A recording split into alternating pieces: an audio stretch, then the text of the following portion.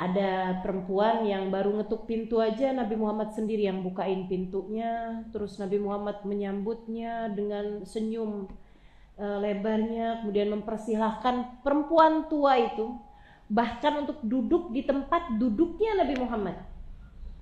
Perempuan tua itu dengerin Nabi Muhammad mendengarkan cerita dari perempuan tua itu dengan penuh perhatian.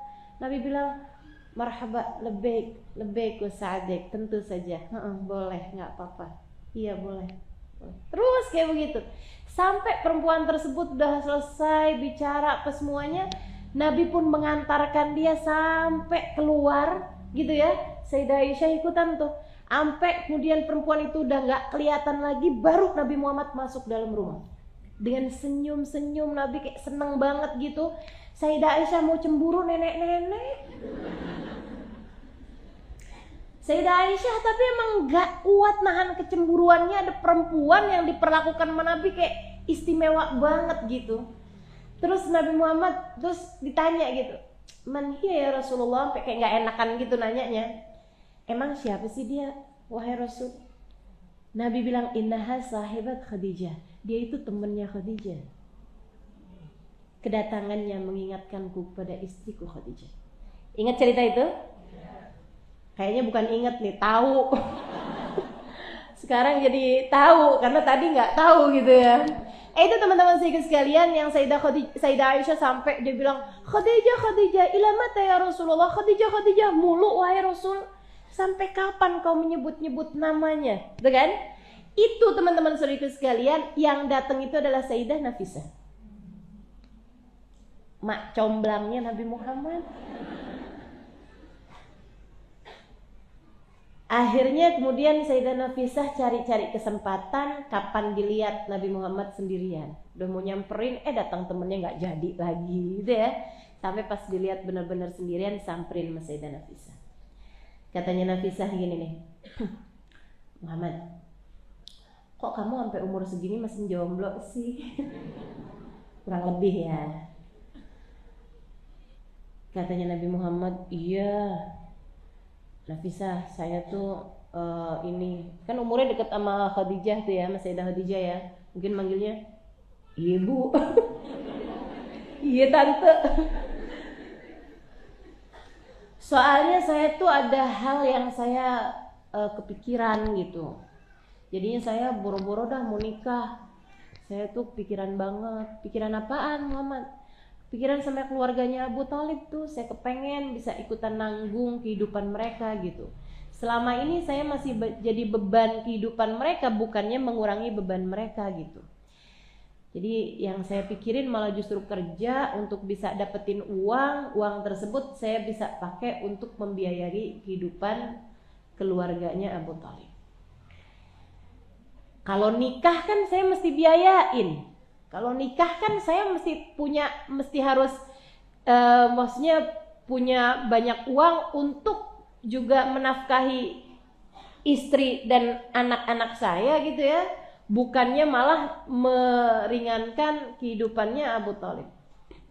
Sama Sayyidah Nafisah dibilangin gini, kaifa bika in aradtu 'alaikal jamal wal mal. Muhammad, gimana kalau misalnya kamu saya ajukan seorang perempuan yang gak hanya cantik tapi juga kamu gak usah mikirin nafkahnya. Karena justru dia malah yang bisa menafkahi kamu dan bahkan keluarga besar kamu. Kata Nabi Muhammad, maksud kamu siapa Nafisah? Khadijah tuh yang kemarin, yang kamu kemarin bawa barang dagangannya. Tuan kamu Khadijah, maksudnya tuan itu atasan gitu ya.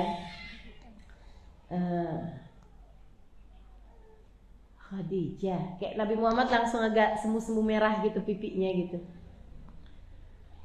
Emang dia mau sama saya?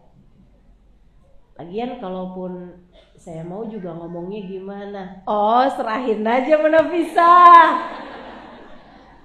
Tenang dah Muhammad, yang penting kamu mau dulu aja. Mau gak Muhammad? Iya.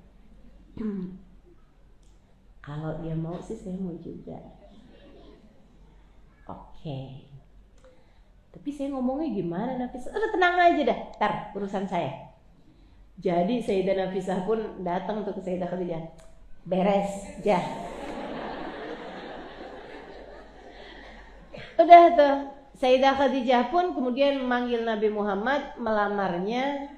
Nabi Muhammad kemudian mendiskusikan itu dengan paman-pamannya, dengan pamannya Abu Thalib. Abu Thalib kemudian mendiskusikan itu dengan saudara-saudaranya yang lain, gitu ya. Mereka semuanya setuju dan sebelumnya sempat ada yang GR juga gitu. Karena Abu Thalib tuh bilangnya gini, alhamdulillah nih salah satu dari keluarga kita ini dilamar sama Khadijah bintu Khuwailid. Itu pada yang ngerasa saya nih kayaknya. Gitu. Terus Abu Thalib cerita kalau Muhammad dilamar. Oh Muhammad, iya sih emang. Anak baik tuh. Rezeki anak soleh. Ya. Teman-teman sekalian yang saya muliakan, kemudian pesta pun dilangsungkan, mereka pun menikah. Sedikit sekalian, yang jadi poin seperti yang saya sampaikan tadi dalam untuk meniatkan segala sesuatu hanya karena Allah. Ini nih poinnya. Beberapa hari sebelum ke berlangsungan pesta pernikahan, sebelum berlangsungnya akad nikah mereka, itu ada Sayyidah Khadijah manggil Nabi Muhammad. Bukan mau PDKT, bukan mau kayak yang ya gitulah, mau ngobrol gimana gitu ya, mau saling kenalan gitu, bukan teman-teman sekalian. Sayyidah Khadijah bilang, dan tentu saja mereka berjauhan karena keduanya adalah orang-orang terhormat. Jangan kamu kira ngobrolnya sambil pegangan tangan, apalagi sambil nyenderin kepala di bahu. Itu mah kelakuan orang-orang yang tidak terhormat, mohon maaf ya. Itu mah kelakuan adik-adik kita tuh yang cintanya cinta monyet. Habis kawin cintanya hilang tinggal.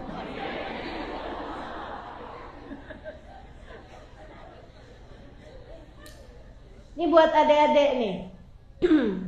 Dek tuh, kalau emang ada hal yang penting buat disampaikan, sampaikan. Akan tetapi nggak usah pakai ada acara ketemuan, deketan, duaan gitu, enggak. Apalagi zaman sekarang ada telepon, mendingan telepon aja. Itu pun juga hanya untuk menyampaikan hal-hal penting. Dan sebaiknya juga gitu ya, apalagi syariat agama Islam sekarang ini kan memang udah ngatur hal-hal yang seperti itu. Dibicarakannya itu kalau yang enggak harus dibicarakan sebelum akad nikah gitu ya, dibicarakan sudah akad nikah. Tapi kalau ada sesuatu hal misalnya dari aibmu atau apa yang memang harus disampaikan sebelum akad nikah gitu kan, itu disampaikannya lebih baik lewat telepon atau orang lain yang menyampaikan gitu dari pihak keluarga kita yang memang lebih aman untuk berjumpa dengan laki-laki tersebut. Atau lewat WhatsApp gitu, itu jauh lebih aman. Itu pun juga hanya sesudah rencana untuk menikah ya, ini catat. Jangan cuman baru mau kenalan gitu. Adik-adik kalau cuman mau diajakin pacaran, dek bilang maaf. Saya itu kepengen menikah adalah menghalalkan saya. Saya tidak mau acara penghalalan membuat saya melakukan sesuatu yang haram. Ini penghalalan, bukan pengharaman. Maka jangan kerjakan sesuatu yang haram sebelum akad nikah, teman-teman. Sebab sebelum akad nikah semuanya haram. Mau ketemuan haram, pegangan tangan haram, apalagi cubit pipi. Ini gemes. Kalau mau kerjain tar kok udah halal. Ya, kok udah halal. Tapi sebelum halal tuh semuanya haram, teman-teman. Sebelum akad nikah semuanya haram. Hati-hati kalau pacaran itu berdua-duaan, yang ketiganya udah pada tahu tuh. Maka la rajul wa imra'a illa wa syaitan talituhuma. Saya mah lebih percaya menabi dah. Daripada ama apapun aja, ustazah ini tuh bukan pacaran, terus ini tuh ta'aruf. Apa tuh ta'aruf? Semacam pacaran syar'i gitu ustazah. Pacaran mah gak ada yang syar'i teman-teman. Kamu kalau mau bilang pacaran halal, pacaran syar'i, itu sama aja kayak ustazah saya makan babi tapi halal. Dari mana ke babinya bisa halal? Disunat. Babinya kalau disunat jadi halal? Ya enggak lah. Babinya matinya mati perangan ustazah. Mati syahid. Enggak ada cerita ya teman-teman. Yang haram tetap haram, biar kita gimana juga. Ya kan begitu ya? Jadi teman-teman sekalian, pacaran mah gak ada yang halal. Pacaran gak ada yang halal. Pacaran yang halal, pacaran sesudah menikah. Pacaran sesudah akad nikah. Nah itu tuh udah halal semuanya tuh. Tapi sebelum menikah semuanya hukumnya halal. Kalau ada hal penting yang mau disampaikan, nah ini disampaikan. Bisa lewat telepon, bisa lewat WhatsApp, gitu ya. Untuk hal-hal yang memang sangat penting untuk disampaikan. Jadi sekalian, Sayyidah Khadijah manggil Nabi Muhammad SAW untuk membicarakan sesuatu hal yang penting. Ini poin paling penting dari kisah hidup Sayyidah Khadijah ke semuanya. Yang andai aja, teman-teman, andai aja saya punya waktu cuman 15 menit buat ceritain Sayyidah Khadijah, yang akan saya ceritain poin ini nih. Poin ini. Ucapan Sayyidah Khadijah sebelum menikah dengan Nabi Muhammad SAW. Apa itu? Muhammad, saya memanggilmu kemari untuk membicarakan hal yang menurut saya sangat penting untuk saya sampaikan padamu. Minum dulu ya.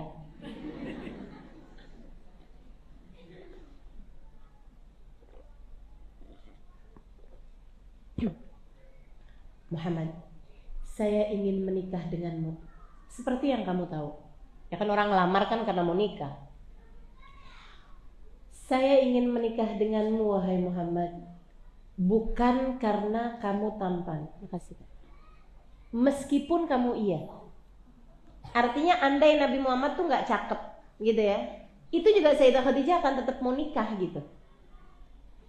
Aku ingin menikah denganmu wahai Muhammad, bukan karena kamu masih muda, badan kamu sehat. Meskipun itu iya.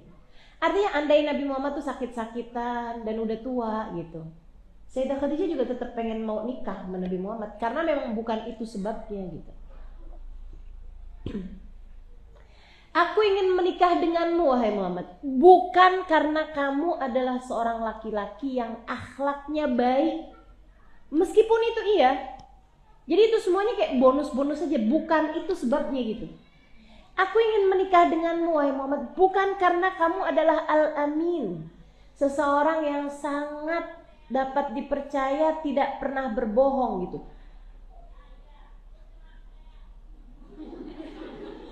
Rame bener bu.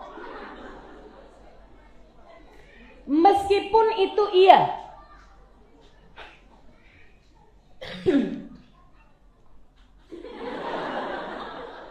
Apa sih tuh?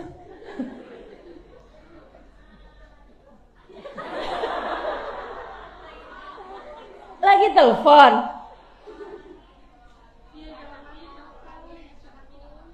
Oh iya. Udah deh, kenapa kita jadi kepo ya? Emang saya tuh punya konsentrasi susah bener, makanya emang saya ini ya selalu nggak suka sama apapun yang bisa membuat saya teralihkan konsentrasinya. Saya tuh mendingan orang hadir majelis ngantuk tidur gitu, nggak apa-apa, mendingan daripada ngomong. Gitu kan ya, daripada ngomong gitu. Kenapa? Karena kalau ngomong tuh konsentrasi saya bisa buyar gitu. Saya susah sekali untuk kalau kedenger sesuatu tuh ini gitu, apa namanya, tetap bisa konsentrasi. Jadi saya kalau belajar tuh harus tempat yang sangat sepi gitu. Gitu ya teman-teman sekalian. Baik, kembali saya lanjutkan. Sampai mana tadi? Ya, saya ingin menikah denganmu bukan karena kamu tampan, bukan karena kamu masih muda, sehat, bukan karena kamu akhlaknya baik, bukan karena kamu al-amin, seorang yang gak pernah bohong. Meskipun itu semua iya, ada pada dirimu, tapi bukan karena itu.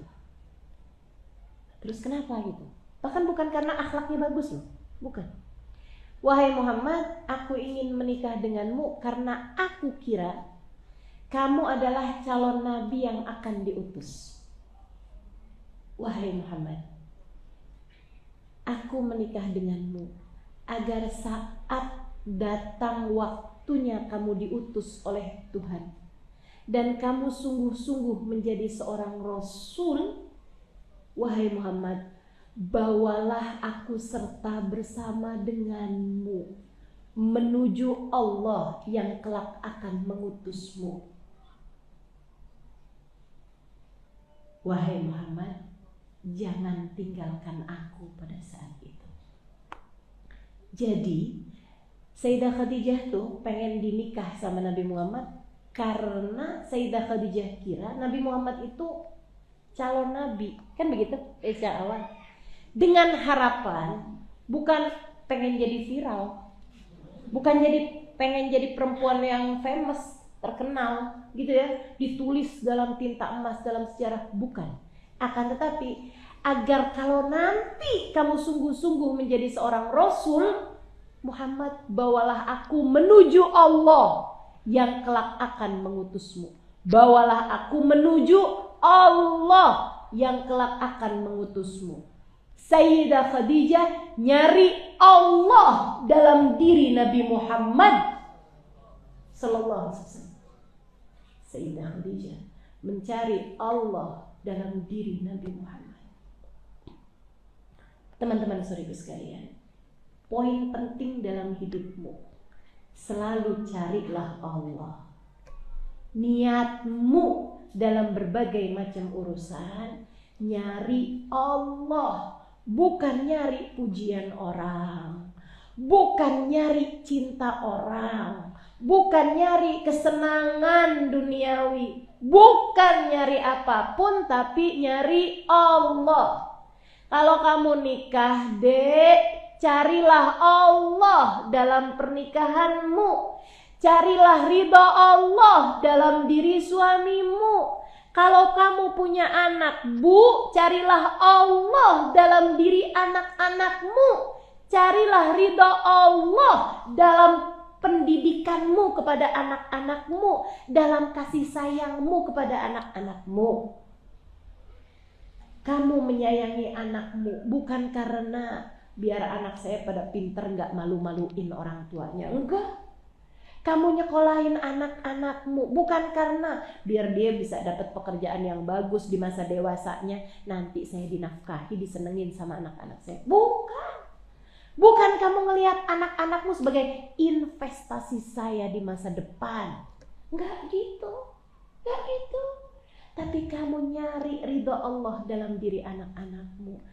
Anak saya memang keluar dari rahim saya, tapi dia bukan milik saya. Anak-anak saya adalah milikmu ya Allah, maka aku akan membawa anak-anak saya menujumu.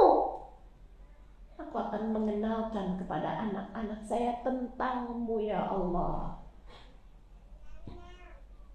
Jangan kebanyakan ngenalin anak tentang dirimu, teman-teman saudara sekalian. Mereka udah hafal kok. Dengerin mama. Mama ini adalah ibumu yang telah melahirkanmu, yang telah mengandungmu, yang telah menyusuimu. Anak nih kalau udah kebanyakan denger kayak begitu, emang siapa juga yang mau, Ma? Lo boleh milih sih, Ma, mau ganti mama. Teman-teman saudara sekalian, gak usah kebanyakan mengenalkan tentang siapa kamu kepada diri anak-anakmu. Gak usah, gak perlu. Ya biar anak saya itu jadi anak yang berbakti sama orang tua. Gak gitu caranya. Caranya gimana Ustazah? Kenalin anak-anakmu kepada yang punya. Yang punya mereka Allah. Yang menentukan mereka Allah.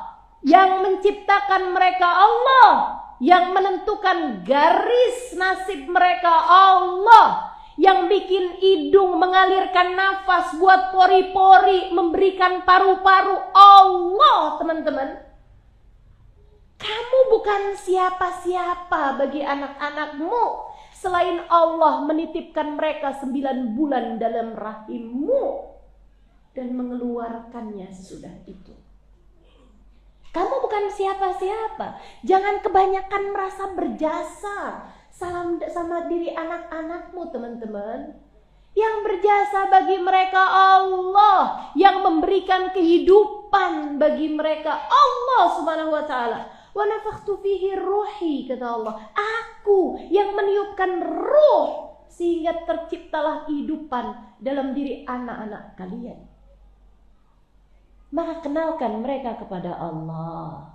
Dan kamu gak usah kebanyakan punya target, cita-cita dalam diri anak-anakmu. Gak ada, gak usah teman-teman sekalian. Kenalin anak-anak kamu kepada Allah. Kembalikan mereka kepada Allah. Sayangi mereka karena Allah. Peluk mereka karena Allah. Katakan kepada mereka, nak, kamu adalah hadiah terindah yang Allah berikan dalam kehidupan mama. Kamu mengatakannya karena Allah. Kasih tahu sama anak-anaknya, nah, jangan pernah tinggal Allah. Nah, yuk kita ibadah kepada Allah. Nah, habisin makanannya, itu adalah rezekimu dari Allah. Kita kan suka gak kayak gitu. Habisin makanannya, mama udah susah-susah masak. Kalau kamu gak habisin, mama gak masakin lagi. Ada yang begitu? Mana orangnya? Saya.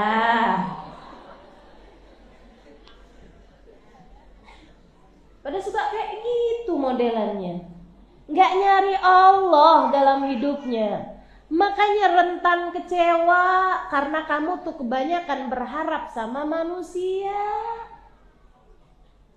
Makanya kamu rentan kecewa, teman-teman, karena kamu hanya berharap kepada manusia yang sama-sama lemahnya seperti dirimu. Berharap kok sama anak jauh lebih kecil daripada kamu. Berharap tuh sama yang kuat. Berharap jangan sama yang lemah. Berharap kok sama suami. Ya sama-sama aja. Dia sama kamu sama-sama tukang makan rezeki. Pemberi rezeki cuma satu. Namanya Allah Subhanahu wa ta'ala. Belajarlah dari kisah hidup Khadijah.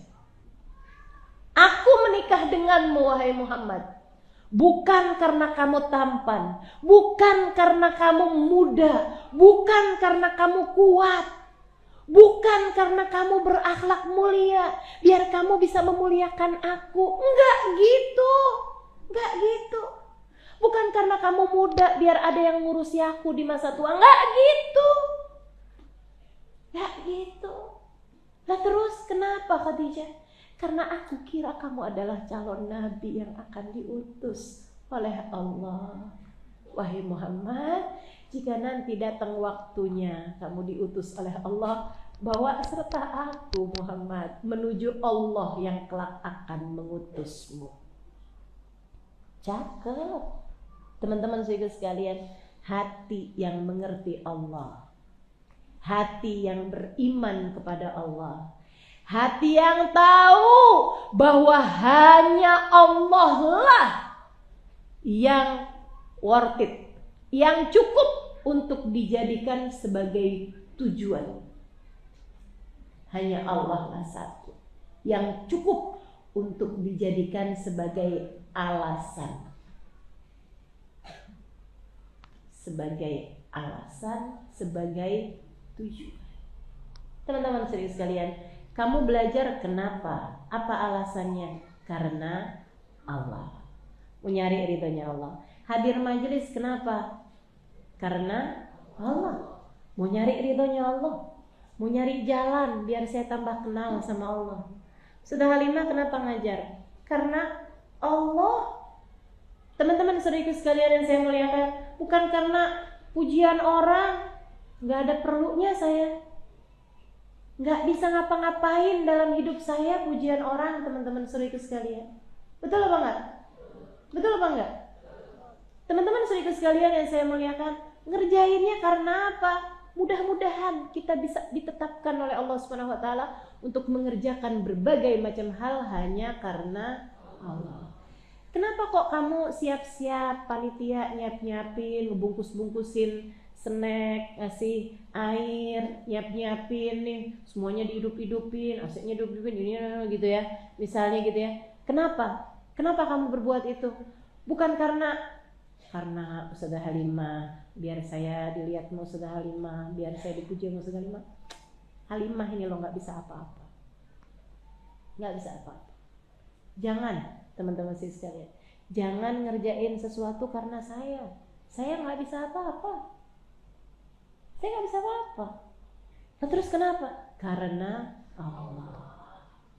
Kalau udah karena Allah, segala-gala kamu kerjakan karena Allah, enak semuanya. Nyari Allah aja, nyari Allah aja. Kayak Sayyidah Khadijah, bahkan ternyata Sayyidah Khadijah menikah dengan Nabi Muhammad hanya karena Allah. Lihatin gimana Allah bikin Sayyidah Khadijah tidak pernah kecewa. Bahkan Nabi Muhammad menikah sama Sayyidah Khadijah dari usia Nabi Muhammad 25 tahun sampai usia Nabi Muhammad 50 tahun ketika ditinggal wafat oleh Sayyidah Khadijah. Teman-teman saudariku sekalian yang saya muliakan, Nabi Muhammad tidak menikah dengan perempuan selain Khadijah. Nyarinya Allah. Allah jadikan Sayyidah Khadijah tidak dikecewakan oleh siapapun. Tidak ada yang bisa membuat beliau kecewa, karena tujuannya adalah Allah. Orang kalau tujuannya Allah, ini mau hadir majelis, tujuannya mau nyari Allah, nggak dapat snack, nggak masalah. Kan begitu ya? Duduknya empet-empetan, nggak masalah. Duduknya di dekat sepatu, sepatunya orang lagi, nggak masalah. Duduknya deket toilet, nggak masalah. Itu kenapa? Karena yang dicari Allah. Nggak kecewa. Ini panitianya gimana sih? Nggak ada. Ini Ustazah Halimah nih, kalau emang nggak siap tempatnya buat banyak orang, ngapain diumum-umumin sih? Yang disalahin saya. Teman-teman saya ikut sekalian, orang kalau nyari Allah dalam kehidupannya nggak akan pernah kecewa gitu. Nggak akan pernah kecewa. Saya ikut sekalian, saya muliakan, termasuk juga kamu menikah. Tuh, coba lihat ini. Kalau selama ini, kenapa sih kamu hanya nyusahin saya mulu? Bilang sama suaminya, kenapa sih saya hidup sama kamu tuh susah mulu? Misalnya gitu.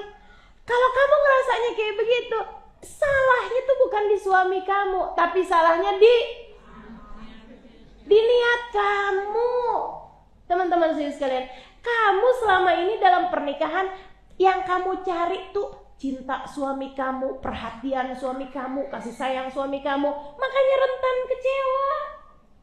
Tapi kalau yang kamu cari adalah Allah Subhanahu wa taala, harapan kamu hanya Allah Subhanahu wa taala, kamu hanya mencari ridho Allah Subhanahu wa taala dalam berbagai macam hal, teman-teman saudaraku sekalian, maka kamu tidak akan pernah kecewa. Nggak apa-apa, suami kenapa urusan dia, urusan saya sama Allah. Urusan saya sama Allah. Gitu terus. Makanya tuh Sayyidah Khadijah tuh kayak gitu tuh. Beliau tuh nggak ada kecewa-kecewanya sama kehidupan, sama Nabi Muhammad, sama keadaan. Kenapa begitu? Karena hidupnya untuk Allah.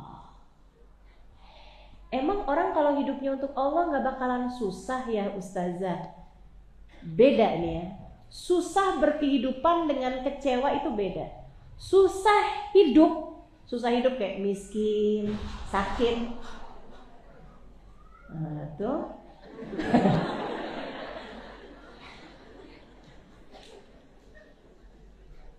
Ya. Jangan dijadiin sandaran. Itu lemah.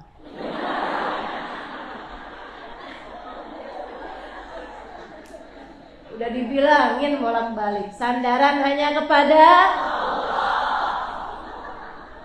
Allah. Maksudnya ketemu aja. Teman-teman sekalian yang saya muliakan, apa sih tadi? Saya ada penting tuh. Saya mau ngomongin. Oh ya, gini ya.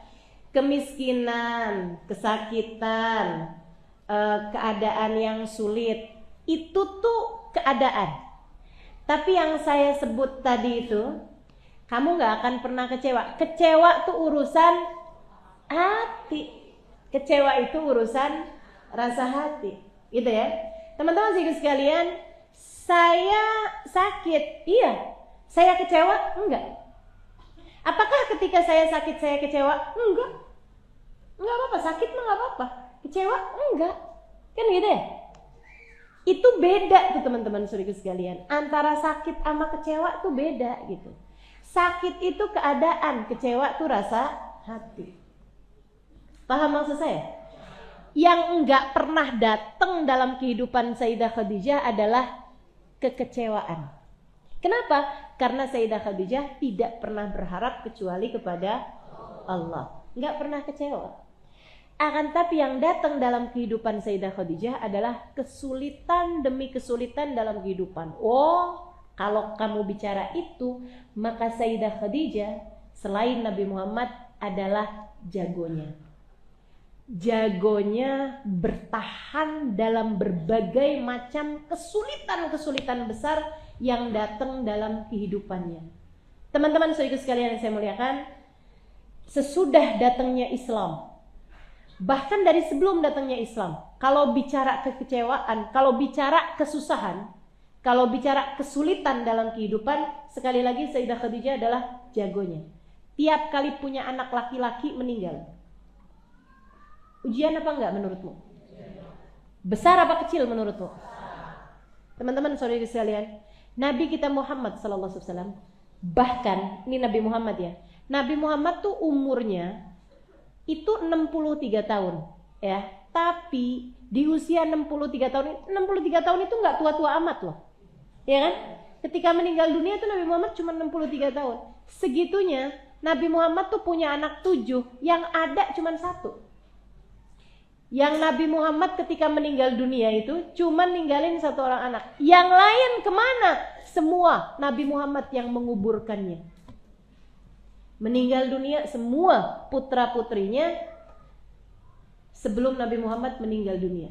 Teman-teman sekalian, Sayyidah Khadijah itu setiap kali punya anak laki-laki meninggal dunia. Punya anak dikasih nama Qasim yang pertama. Nggak lama, setahun 2 tahun meninggal. Ada yang bahkan kayak nggak nyampe setahun gitu ya.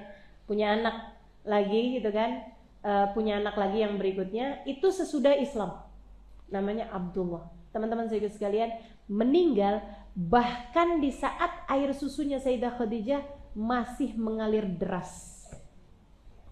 Itu sesudah Islam. Jadi usia Sayyidah Khadijah waktu itu di atas 55 tahun. Kok bisa hamil Ustazah? Nih saya ceritain. Saya dulunya juga kayak agak, emang bisa gitu ya hamil kalau udah usianya segitu. Karena teman-teman sekalian, itu anaknya Sayyidah Khadijah tuh yang laki-laki sama perempuan, sebelumnya Abdullah berarti 5 ya.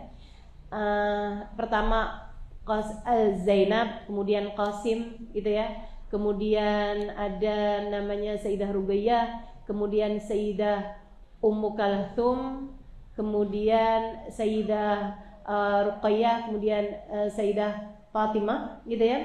Itu tuh semuanya tuh lahir deket-deketan gitu ya, setahun lahir gitu. Maksudnya abis ngelahirin nggak lama kemudian hamil lagi, lahirin lagi gitu.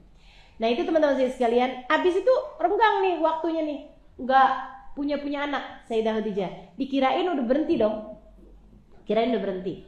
Nah ternyata ketika awal-awal Islam, itu Sayyidah Khadijah itu usianya 50-an tahun teman-teman. Udah 55 tahun, kan 15 tahun sesudah Sayyidah Khadijah menikah. Berarti itu kan 40 tahun tambah 15, 55 tahun. Kalau usia kita tuh berarti 53 tahun lah, karena ada PAUD 30 tahun 1 tahun ya.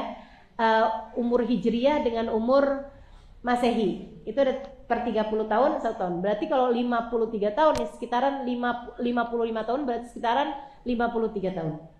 Ngerti gak yang saya omongin? Ya udahlah, kalau nggak ngerti nggak apa-apa lah ya.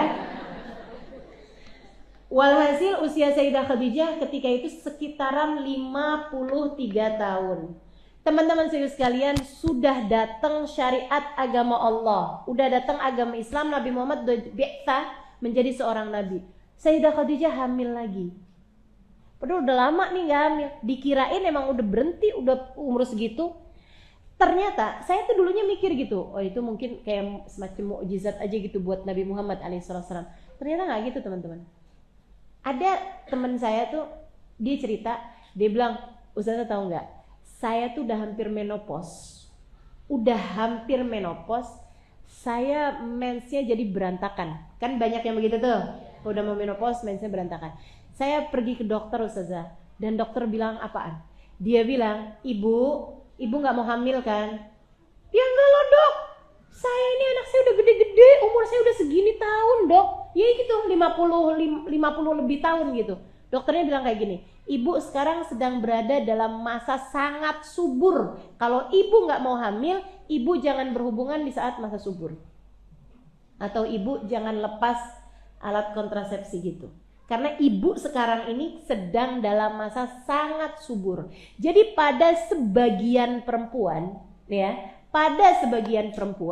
justru saat-saat menjelang menopause itu adalah saat paling suburnya dia. Makanya kalau ibu-ibu pernah dengar gitu kan, ada orang, "Aduh saya nggak tahu ternyata saya hamil lagi." Di usia yang hampir 50 tahun gitu tuh Bu tuh.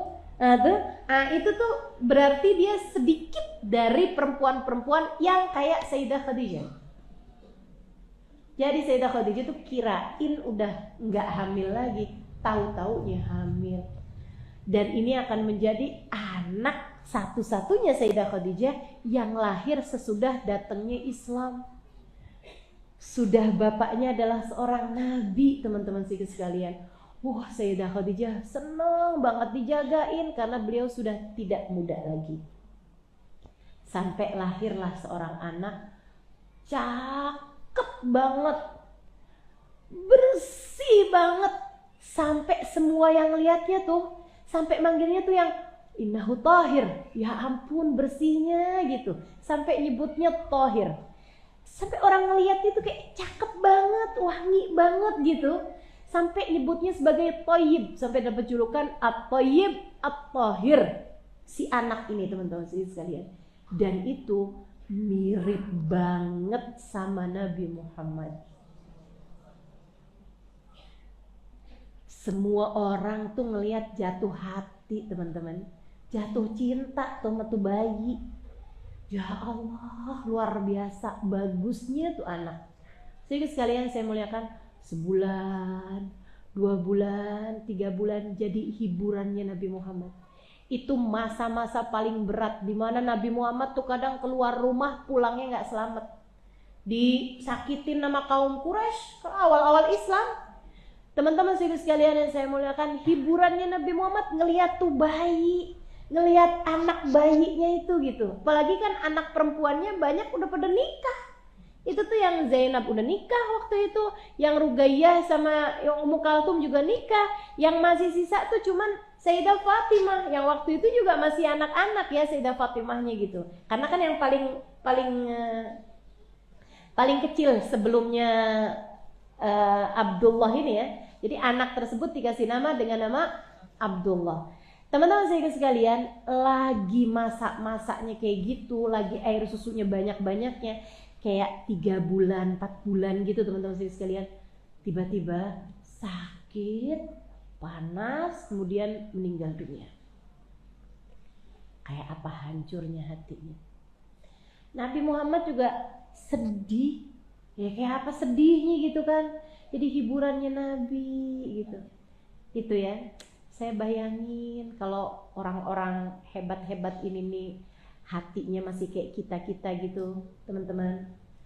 itu pasti bakalan yang, ya Allah kenapa sih,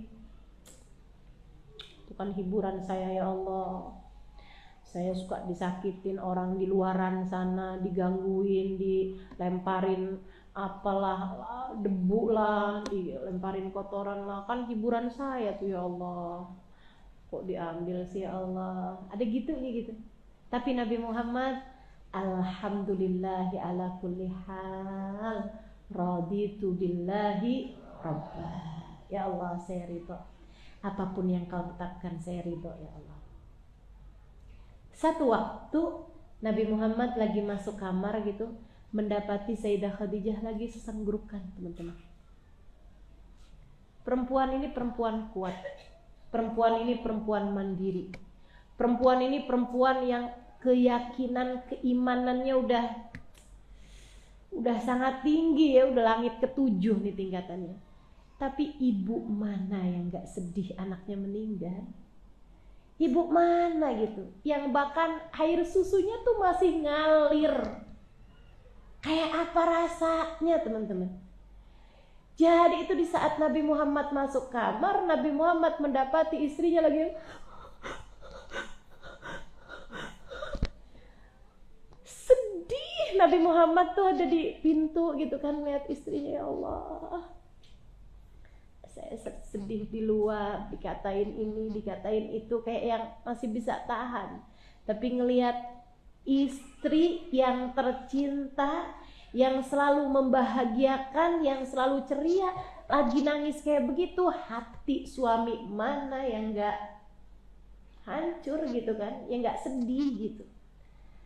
Teman-teman sekalian, lain kalau emang istrinya tukang nangisan, biasanya nggak ceria, cembetut mulu, dia nangis, suaminya yang sekarang kenapa nih? Gitu kali pertanyaannya ya. Abis itu yang ngeselin lagi, udahlah dia lagi nangis, tanyain gitu, kamu kenapa? Nggak apa-apa. Sosok manja gitu kan. Ya Allah, mudah-mudahan Allah kuatkan hati kita. Amin. Kalau ini memang suatu hal yang layak banget buat ditangisin gak sih? Air susunya bahkan ngalir. Teman-teman sekalian, Nabi Muhammad pun bertanya kepada Sayyidah Khadijah gitu. Khadijah, saya tahu kamu sedih. Pasti karena urusan anak kita yang meninggal dunia. Namun bagaimanapun kita ridho kan Khadijah. Sayyidah Khadijah bilang dalam isak tangisnya, tentu wahai Rasulullah, tentu saya ridho wahai Rasulullah. Saya hanya sedih karena bahkan air susunya masih mengalir dalam badan saya. Sedih kan, air susunya bahkan ngalir, orangnya udah gak ada. Coba, ya Allah, rezekinya tuh masih ada gitu, orangnya udah gak ada. Sedih banget kan, mesti dikeluarin air susunya, tapi gak ada yang minum gitu air susunya. Ya Allah, ya Allah. Nabi kemudian bilang, ya Khadijah, dia sekarang sudah bersama dengan ibu susu dalam surga. Dia bahkan sekarang sudah bersama dengan anak-anak yang lain Khadijah dalam surga Allah Ta'ala. Diusapnya air matanya.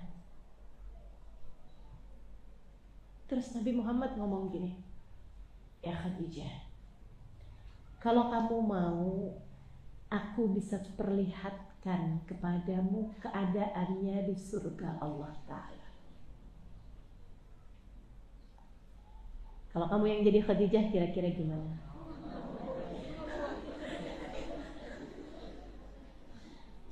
Boleh nggak tiap hari? Apa kata Sayyidah Khadijah? Sambil terus usapin air matanya. La ya Rasulullah, tidak perlu wahai Rasulullah. Saya sudah cukup yakin dengan apa yang engkau ucapkan.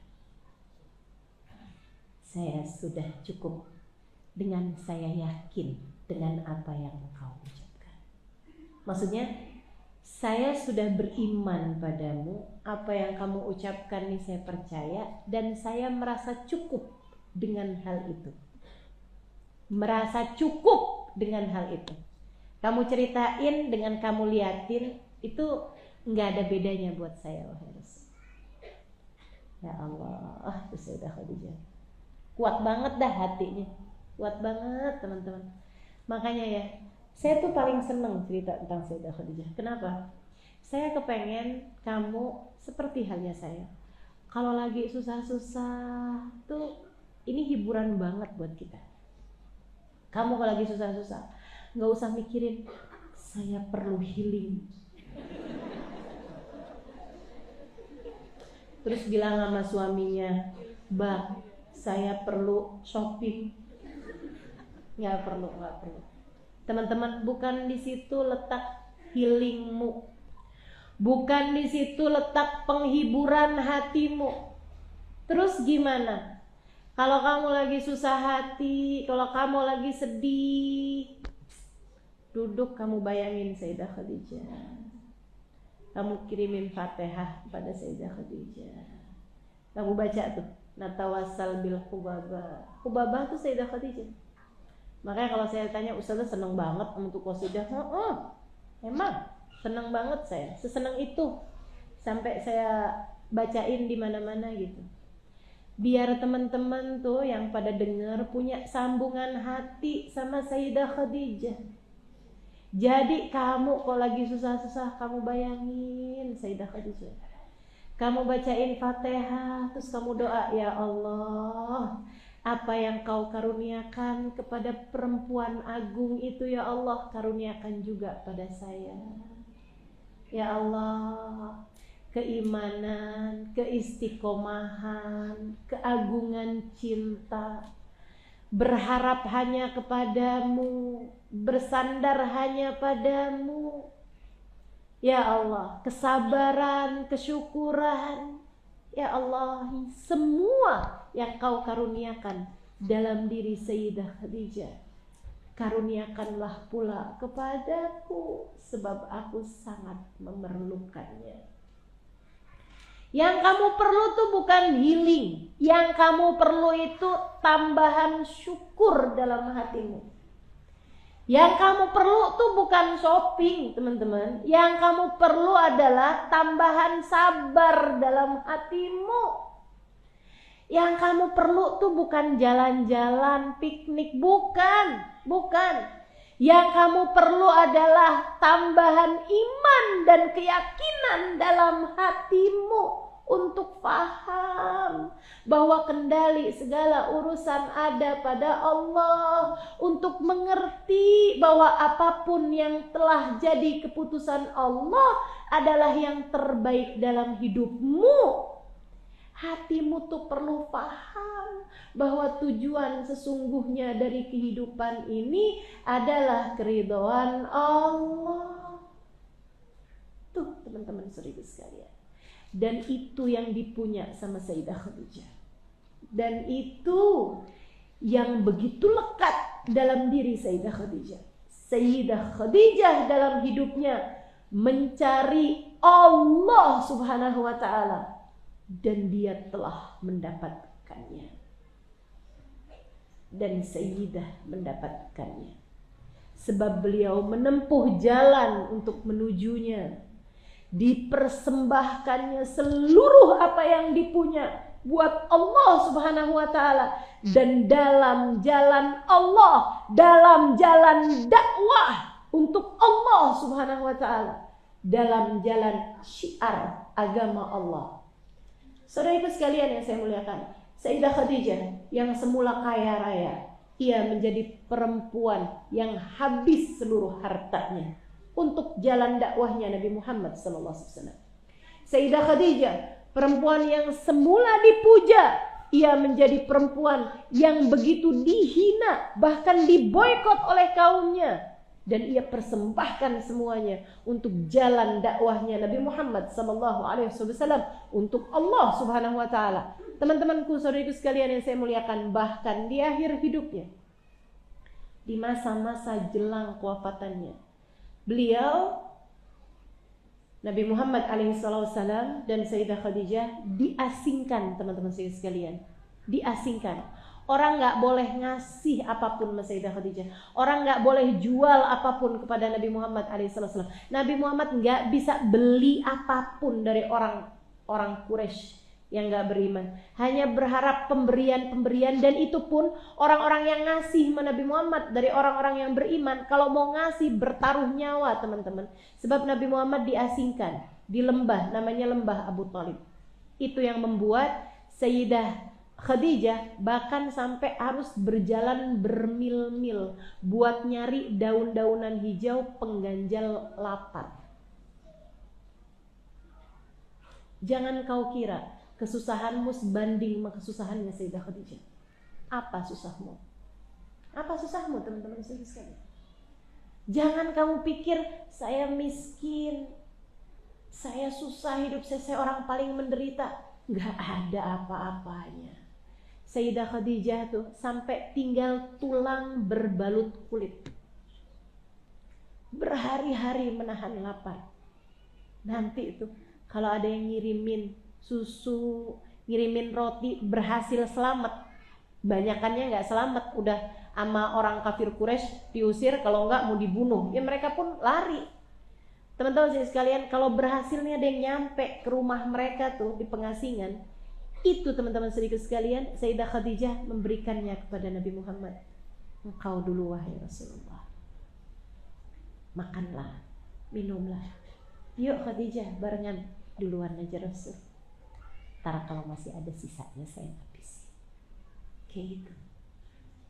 Sampai harus jalan berapa mil, ketemu daun-daunan hijau dimakan sama Sayyidah Khadijah. Kata Sayyidah Khadijah, saya sampai berasa gigi-gigi saya lama-lama kayak tambah tajam gitu. Nah, yang dimakan daun. Kata Sayyidah Khadijah, saya sampai tahu ternyata kita kalau makan daun nih, kotoran kita sama persis sama kotorannya kambing. Ternyata hijau katanya gitu. Sayyidah Khadijah, teman-teman sekalian. Segitunya. Nabi tuh sampai ngenes banget ngerasanya pada satu malam. Mereka udah kayak mau tidur gitu. Dilihatnya wajahnya Sayyidah Khadijah. Ya Allah, udah kayak tinggal tulang doang sama kulit. Kelihatan lebih tua dari umur yang seharusnya. Karena di pengasingan tersebut lebih dari 2 tahun. Bukan sehari 2 hari, teman-teman. Bukan sebulan 2 bulan, 2 tahun lebih. Kayak apa coba? Nabi liatin wajah Sayyidah Khadijah, kemudian bilang gini nih, Khadijah, saya malu sama kamu. Sayyidah Khadijah buka matanya, senyum, diliatin suami. Kenapa gitu Rasulullah? Mengapa engkau perlu merasa malu padaku wahai Rasul? Khadijah, aku dulu menikah denganmu sedangkan kamu perempuan kaya raya. Sekarang buat makan aja kamu gak ada. Maafkan aku Khadijah.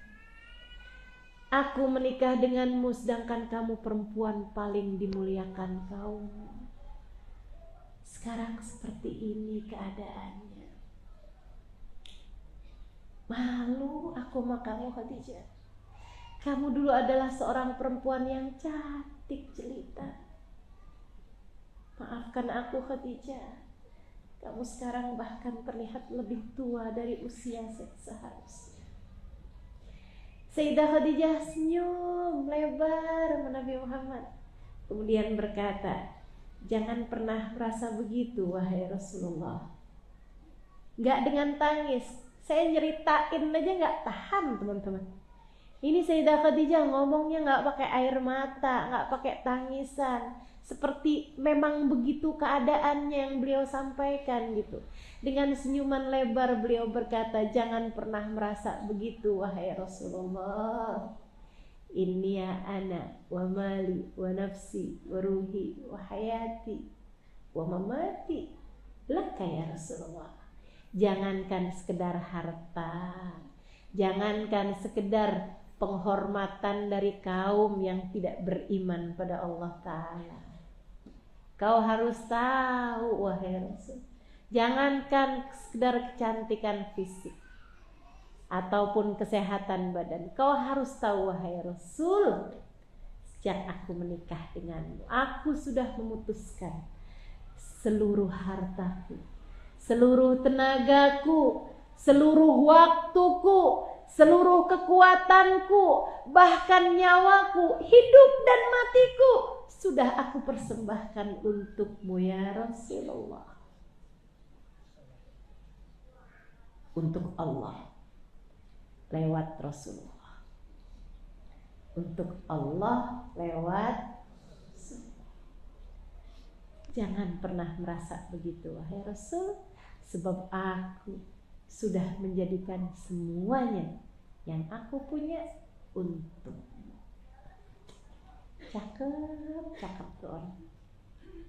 Gak pernah ada keluh kesahnya, gak pernah kayak yang ya udah deh Rasulullah, emang dikasihnya begini, yang sabar aja, kan gitu. Dan kamu udah bisa kayak gitu aja udah berasanya jadi ahli surga gitu, udah berasanya yang saya memang contohnya Khadijah ya, saya tuh kalau boleh dibilang saya tuh Khadijah zaman now lah. Khadijah dari mana nyente? Ya Allah, jauh banget kita Mama Sayyidah Khadijah, teman-teman.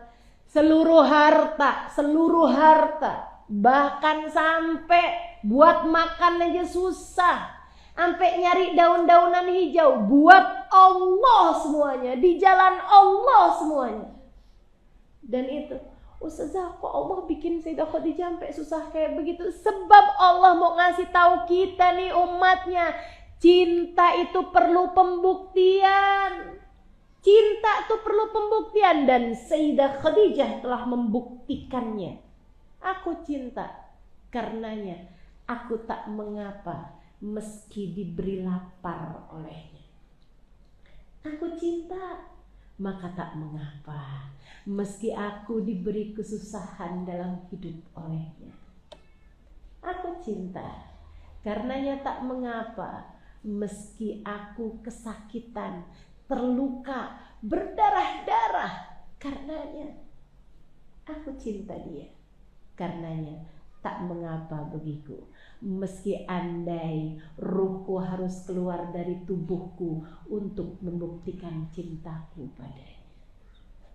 Sayyidah Khadijah, cintanya kepada Allah tak dapat terbandingkan dengan apapun. Ia adalah guru cinta kita, teman-teman seribu sekalian. Belajarlah darinya. Allah memberikannya kepada Sayyidah Khadijah. Allah tuh pernah ketika Nabi Muhammad nih udah Islam nih kan, udah Islam datang gitu. Nabi tuh pernah beberapa kali balik ke Gua Hiro. Sudah datangnya Islam, tapi ini belum masa pengasingannya. Nabi tuh masih gitu, berulang kali bolak-balik kalau apa-apa pergi ke Gua Hiro gitu. Enak aja gitu.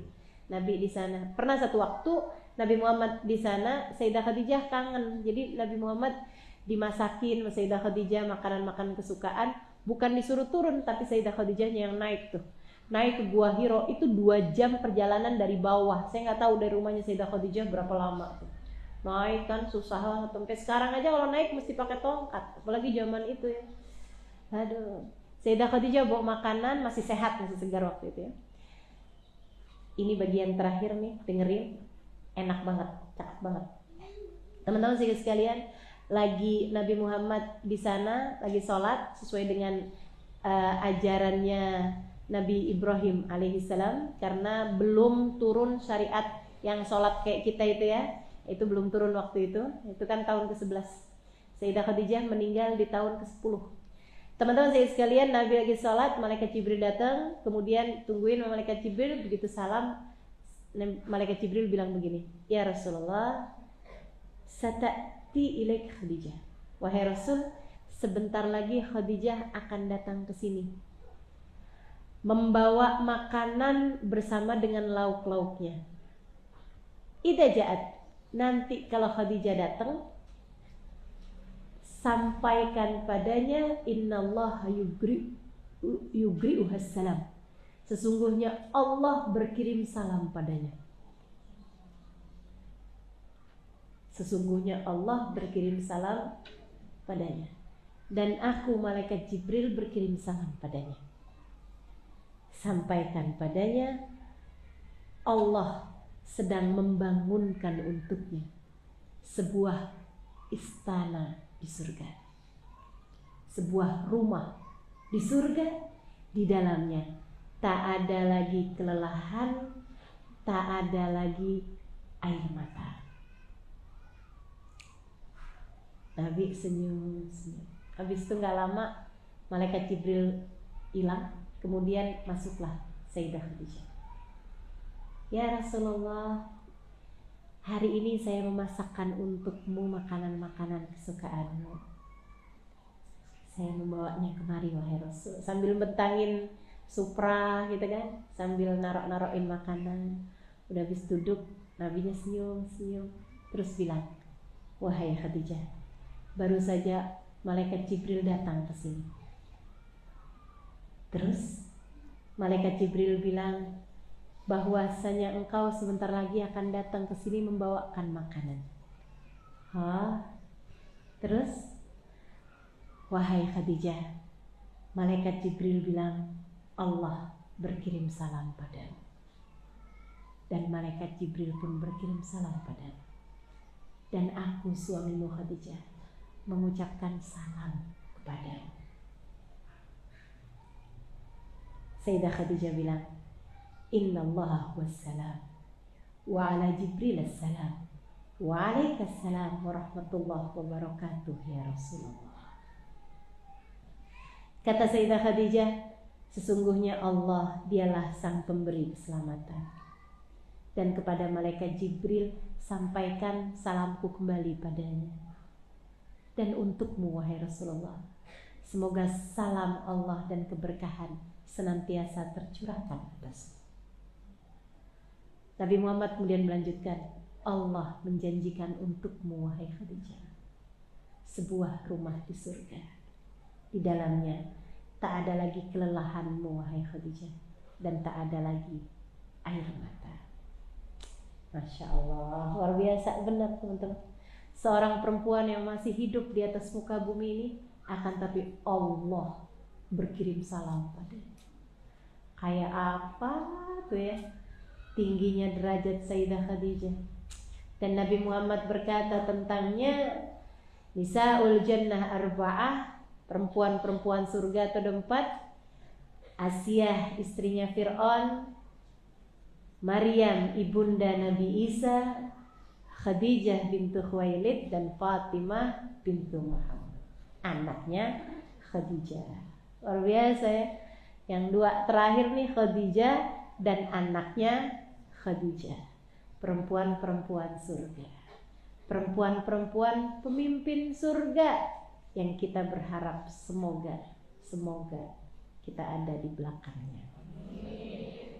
Semoga kita bisa mengikuti jejak langkahnya, menjadi perempuan-perempuan yang hidup untuk Allah, sepanjang hidup hanya mencari Allah, harapan, andalan, sandaran hanya kepada Allah Subhanahu wa ta'ala.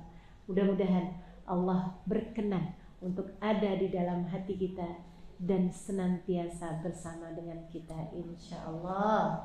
Hidup kita hanya untuk mencari ridha Allah, beribadah dan melaksanakan semuanya hanya mencari Allah dalam kehidupan kita. Rabbana zalamna anfusana illam taghfir lana wa tarhamna lanakunanna minal khasirin.